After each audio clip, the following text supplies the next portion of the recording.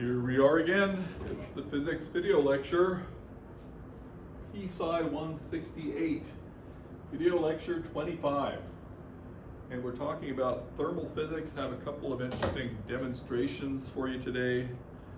So let's see what's going on. As always, we want to review a bit just to remind ourselves what we have here with thermal physics. And we can just, we can always put together this list, remind us where we came from. So we started with hot and cold sensations, and then we had phenomena associated with those. Things are burning, things are freezing. But in particular, we had thermal expansion. And from the thermal expansion phenomenon, we were able to come up with thermometers and temperature scales.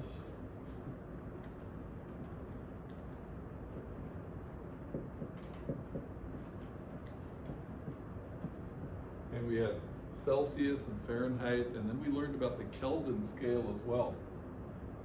At this phenomenological level, we didn't see any relation to energy, okay? But that was soon to follow. And so we had the gas thermometer. I'll just write degrees Fahrenheit, degrees Celsius, Kelvin. So those scales we have to know about. And then we did make the step over to the idea of there being energy involved with that. So that was the gas thermometer. On the one hand, because we did see work being done. So even in the original thermometer, we could see work being done, but it was so minuscule, it didn't really come to our attention. With the gas thermometer, though, we could see work. And if you have the concept of atomism,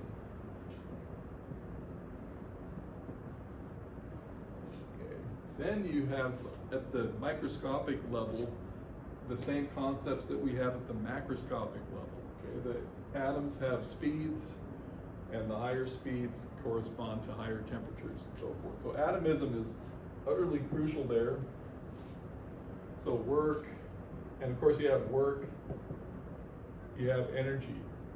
So then you start to try to fit that into your other concepts of energy. And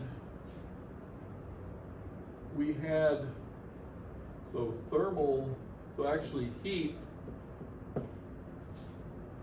Q equals mc delta T. That was the formula for putting heat into something. There's a little cartoon, and its temperature increases. Okay, so that was linking these ideas. But really crucially was the mechanical equivalent of heat. So mechanical equivalent of heat. Now, I didn't ask anything about that on the midterm exam, but on the final exam, we'll definitely want to understand this. And you just write down that formula: 1 calorie equals 4,186 joules, and here you have all mechanics and work, and here you have your thermal physics. Actually, it was when we had this here, I got the order a little bit off, right? It was when we had the mechanical equivalent of heat that we were then able to, develop that formalism up there. So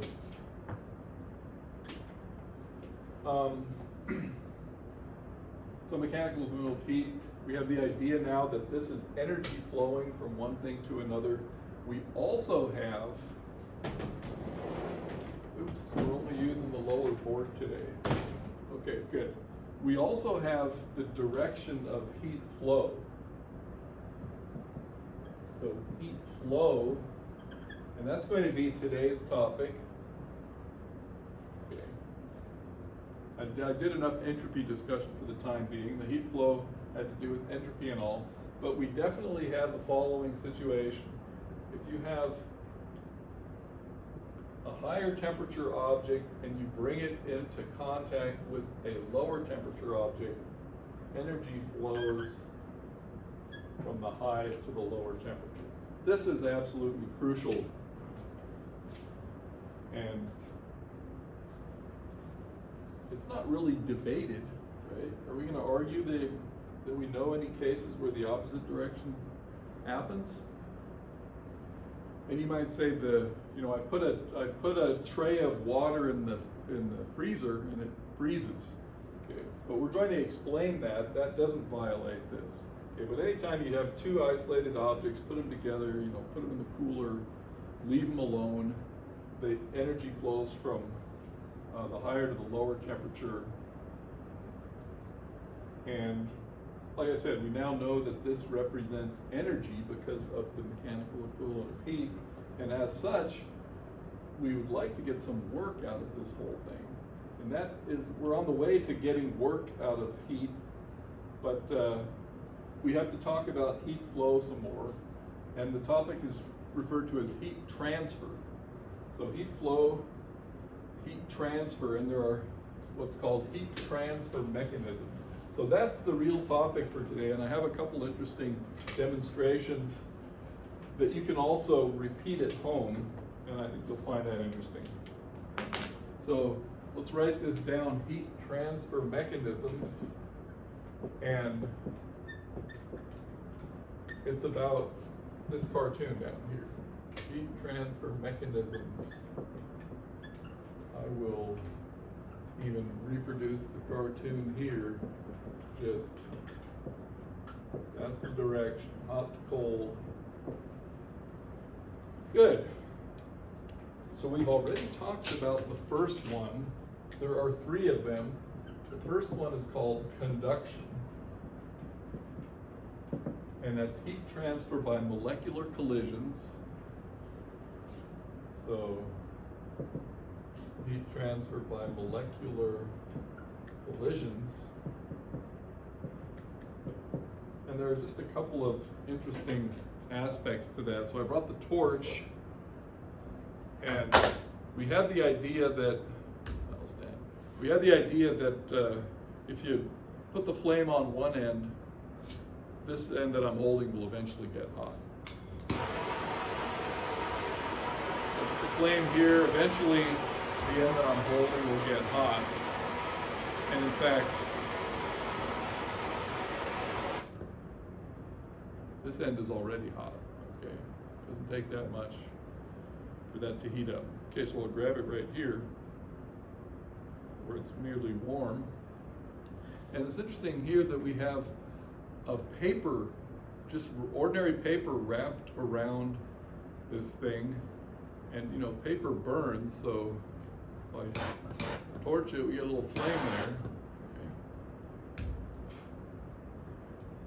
But that was a piece of paper that was sticking out in the air. If I put the flame against the part that is as flat against it, good catch. If I get the torch against the part that's flat, I can actually roast it like a marshmallow, but it doesn't burst into flame. Okay, that's why it just turns brown, but it doesn't burst into flame. Whereas again, if it's free to have air circulating around it, when I pull out a little piece of the paper like that, it'll burn.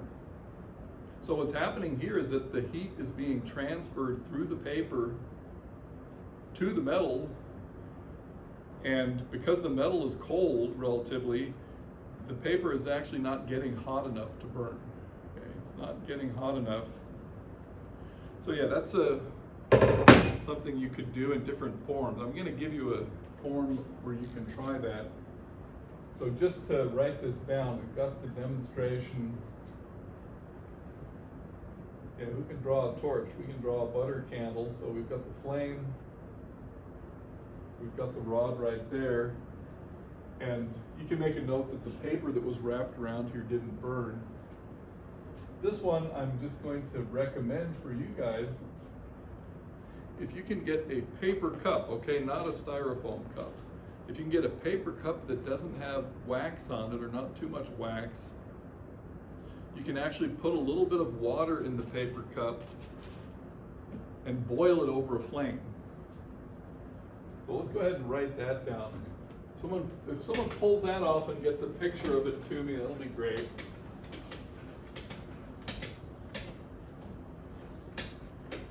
So I'll do an enlarged picture of it so we see what's going on. Demo here, not really, that's you guys doing it, but suppose we have a paper cup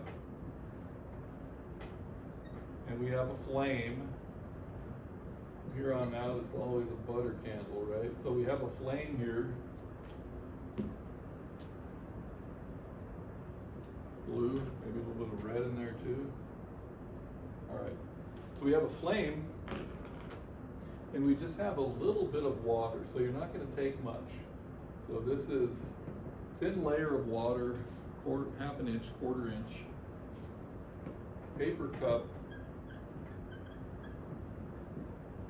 not too much wax, especially you don't want wax on the bottom, okay? And boiling water. So go ahead and try that. Don't get, don't do any damage, do it under the hood or whatever, do it in the kitchen.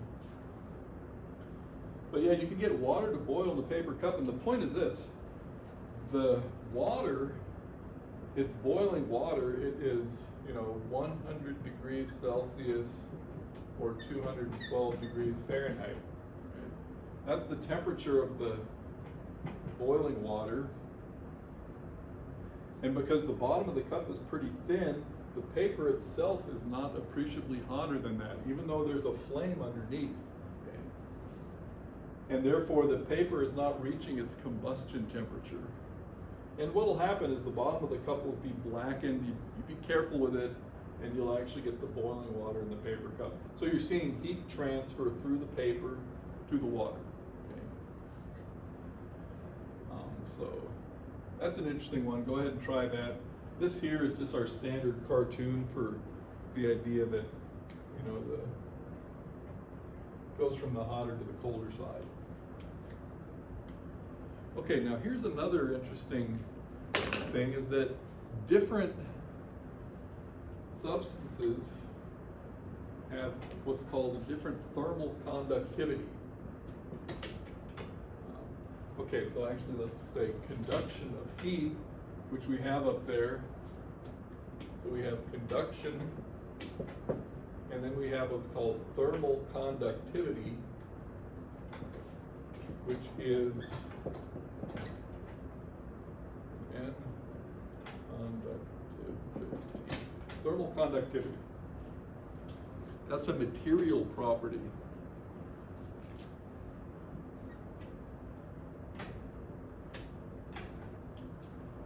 So I'll just write here, it's a material property. And if you were to take the good conductors on down to the poor conductors, you'd start with a metal, like say aluminum,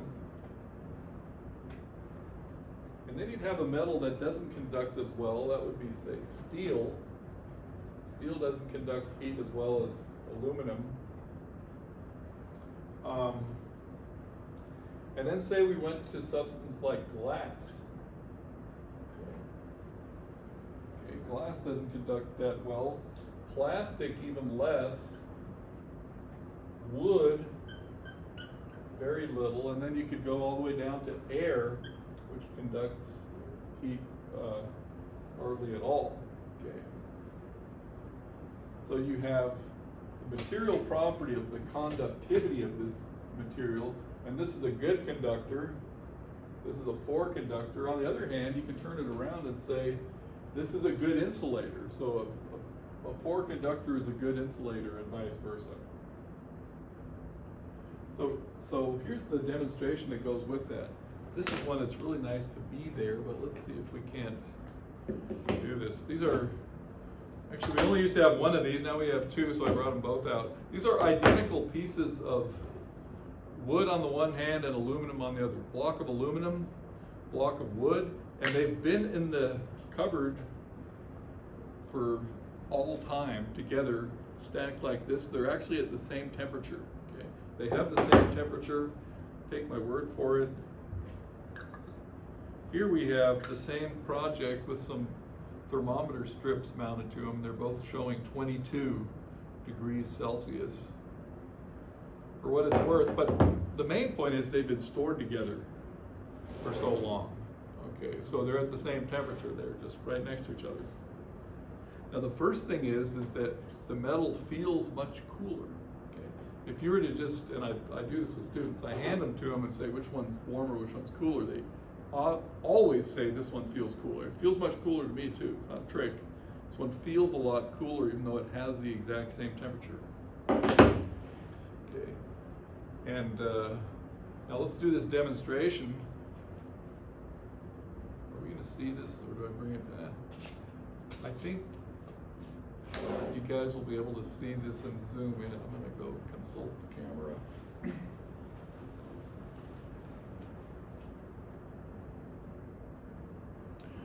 Here's what I'll do. I'll bring something to carry.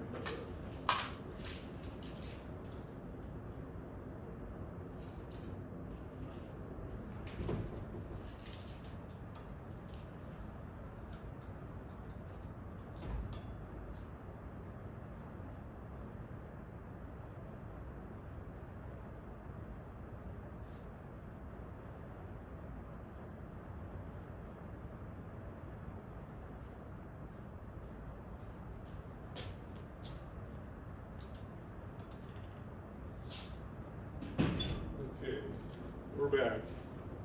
So this will be a tray that I can carry them on and present them to the camera. But just these two. I'm going to get them started right now. So what I do is I just put ice on these things that have exactly the same temperature. Ice on wood.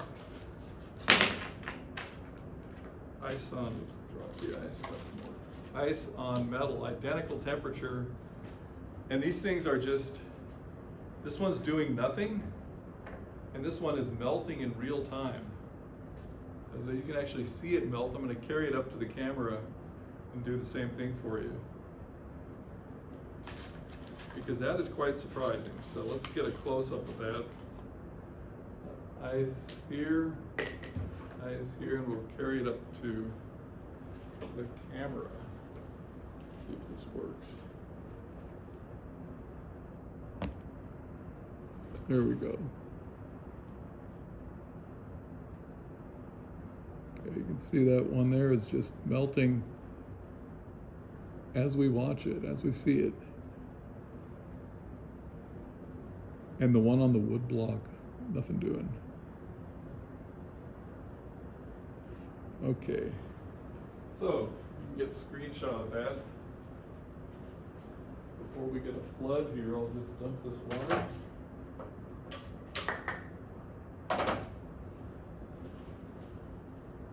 Yeah, just a puddle of water with a little ice in it.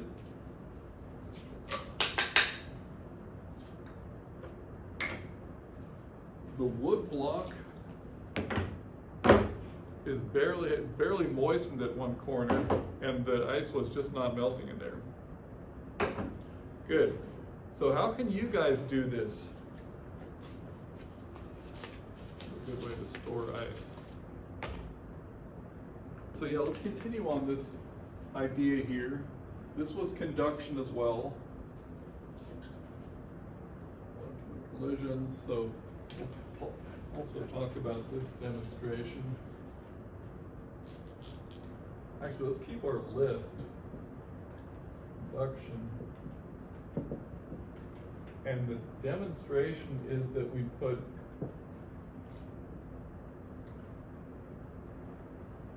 ice here, ice on wood versus ice on metal. Now this is something you guys can try. You don't have to have a piece of aluminum. Okay, it's just this thing here. These two blocks, aluminum. And we have the ice here. And clearly the ice on the aluminum just melted massively faster. So you guys should give this a try, and You know, if you get a screenshot of what I just showed you up close, and if it's good, you may want to include that in your notes. But as a project, what you guys can do is, so home demo, you can think of the different substances you have. You can have a, let's see, cutting board is of wood. So you've got a cutting board, you can put the ice on that. If you have a plastic cutting board, you can do that as well. You just have a ceramic plate, that's essentially glass.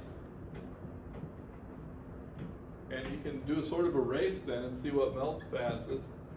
If you have a cast iron skillet, you've got metal, and you can even have different metals if you happen to have some aluminum cookware as well. Typically the aluminum is it's clad with stainless steel, so aluminum cookware. Yeah, whatever you have though, you can get a few of those there and then lay them out, put ice on at the same time, and just observe how fast or slow they melt on the respective substances. The reason is that, yeah, make sure we do this explanation before we leave the subject. So this block is at 22 degrees Celsius, room temperature, and the ice is, let's say, at 0 or less, okay? So let's put this as an important note. We have just a larger picture. We have aluminum at T equals 22 degrees Celsius, and we have our ice here at 0 degrees Celsius, or maybe less, right? No hotter than. So what's the direction of the heat flow? That's TH, and that's TC, okay? So I'm gonna even write TH, and I'll improve this here. Ice at TC less than 0 degrees Celsius. And yeah, the direction of heat flow is from the aluminum into the ice, okay?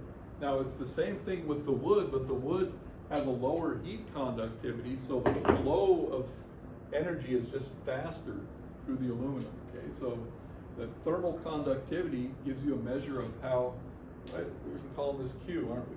Okay. Q. Thermal energy flowing from higher temperature to lower temperature.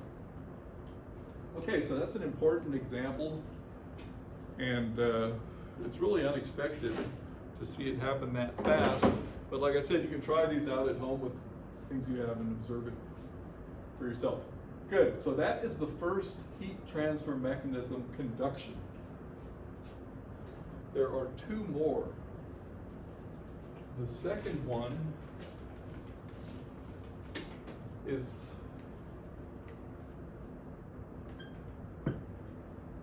first I'll give the demo for it. So the second one is interesting as well. I'm just going to take this torch. This thing is hot. Don't kid yourself.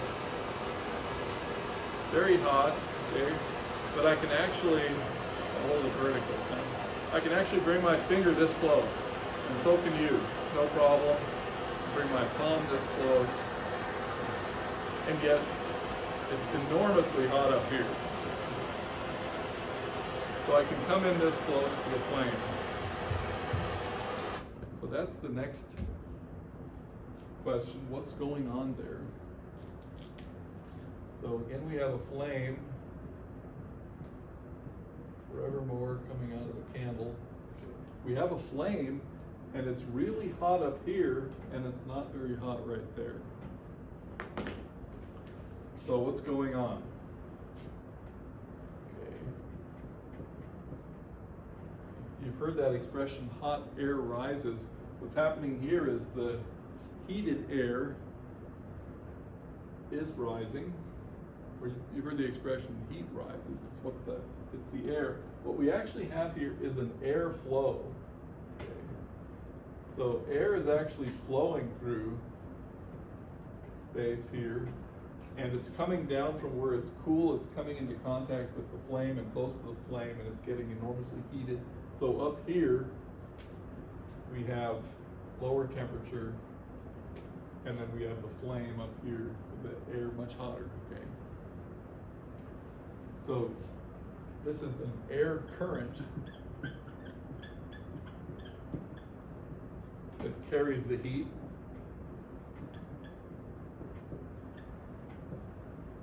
So that's how it's being transferred. It's being transferred by an air current. In fact, if you have a candle, go ahead and have a candle burning nicely, and then if you snuff the candle, what you'll see is a little smoke rising above the candle, okay? And that smoke is rising, and that's just a little particulate matter that is following, being carried by the air current. So that shows you the air current. Here with this clean flame, we're not seeing any air current. Good, so what we refer to this as is convection. So there's conduction, and there is convection. And this was heat transfer by molecular collision. This is heat transfer by fluid flow. And air is a fluid. You can have water carrying heat. And weather patterns are all about heat transfer by fluid flow as well.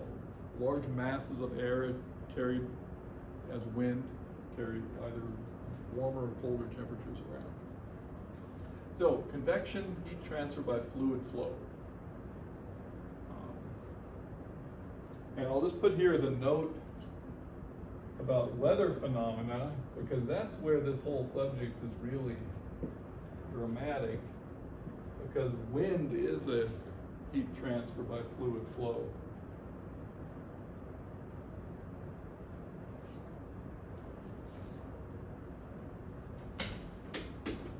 So yeah, you've got the torch, you've got the flame, you've got the air current carrying the heat on up. In terms of the weather phenomena,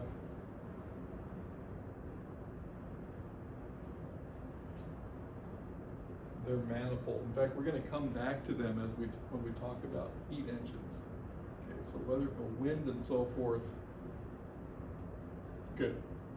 So I want to get to my third one. Let's see how we're doing time-wise here. Fantastic. Okay.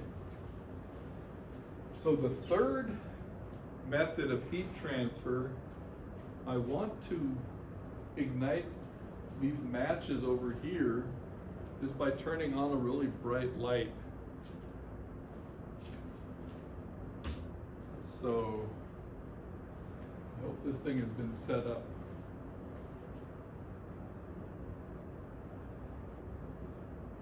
Properly. We'll see.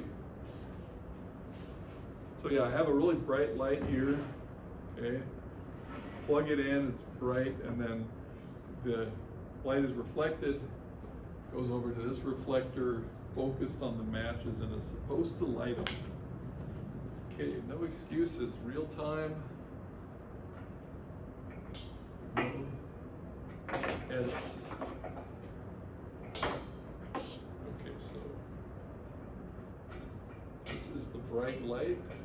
If you're in this room, you practically need sunglasses. Let's plug it in and see what happens. There we go.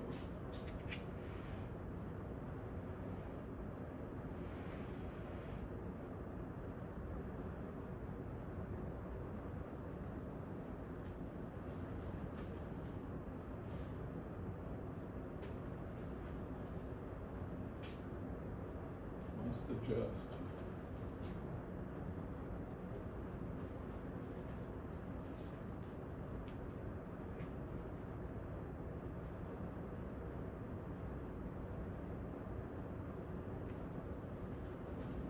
This is adjusted, it takes just a couple of seconds.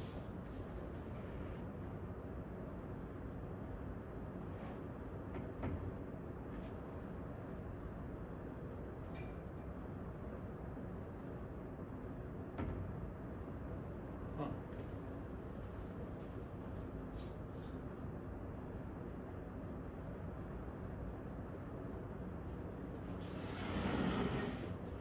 gonna bring it in because I gotta get.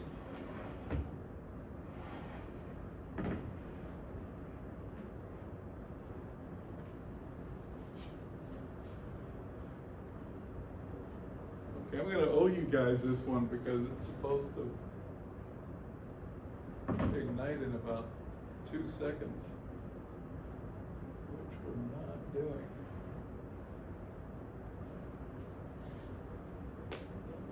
Okay.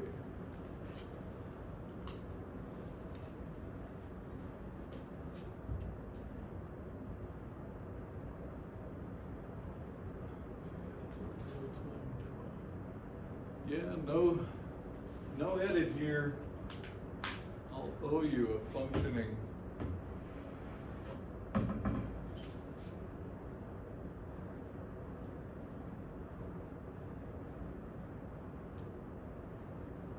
Okay, interesting. It must be fully out of alignment. All right, that's the way it goes. So I'm gonna owe you guys this one because I have to align the focus. It must no longer be in the point of focus. Okay, pretend it worked because I'm going to explain it now and show it to you guys later. Okay, this is called heat transfer, and this is enormously hot. This is heat transfer by radiation.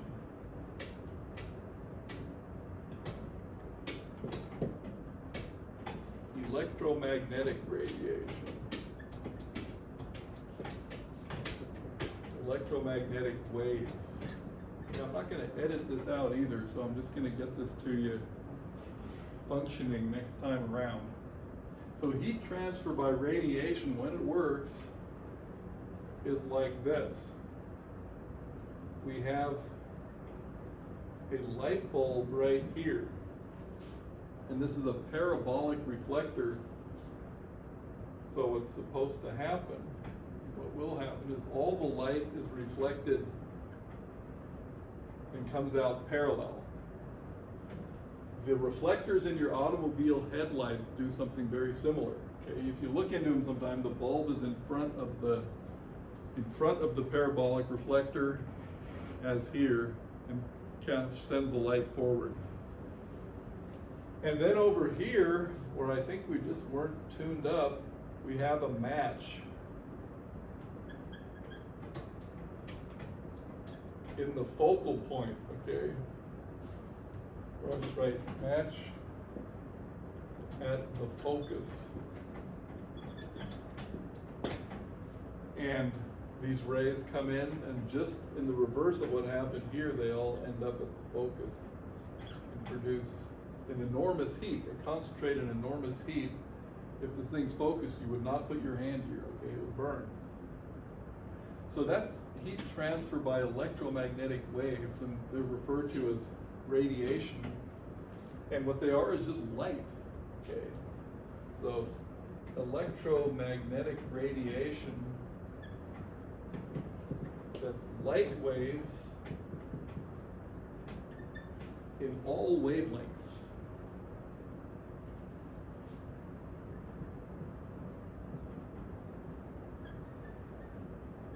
All wavelengths. So we actually have to talk a bit about electromagnetic radiation before we're studying electricity and magnetism, which comes later on in the semester. Light waves in all wavelengths carry energy. Of course, the most important version of this is the light from the sun, the light and warmth that comes at us from the sun. And because it comes from the sun and goes across billions of kilometers of, or miles if you prefer, of empty space, we know that the electromagnetic radiation can go through a vacuum. Conduction is by molecular collisions. There's no vacuum involved there. Same with fluid flows. Okay, that's actual matter flowing. But electromagnetic radiation goes through a vacuum. And like I said, these are parabolic reflectors.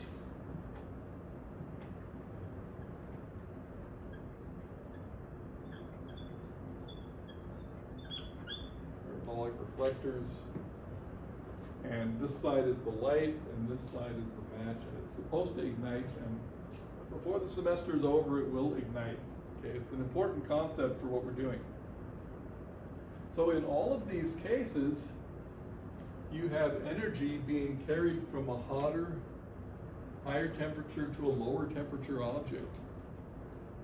So this is actually really dramatic with light and this enormous heat, but it turns out every object radiates electromagnetic radiation, even these room temperature objects.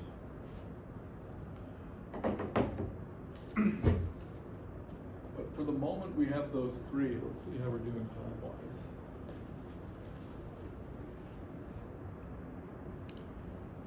Good, I'm going to leave it here. We'll pick up with some more examples of this next time, and of course the functioning demo. But for now, we have these three heat transfer mechanisms that you, of course, memorize and learn to give a lot of different examples for them. So in terms of the homework, if you can do that melting ice experiment at home, I think you'll enjoy that. And yeah, you may even have something like this to light a match with light. Another thing you could do, if you have a sufficiently powerful light and a magnifying glass, and you can focus that ray of light on a single point, you're going to get the same thing. If you have a magnifying glass under sunlight and you concentrate it down to a point, of course you can light matches as well. But here we don't have sunlight in the lecture hall. But good. So we'll return to this next time and keep going, and see you next time.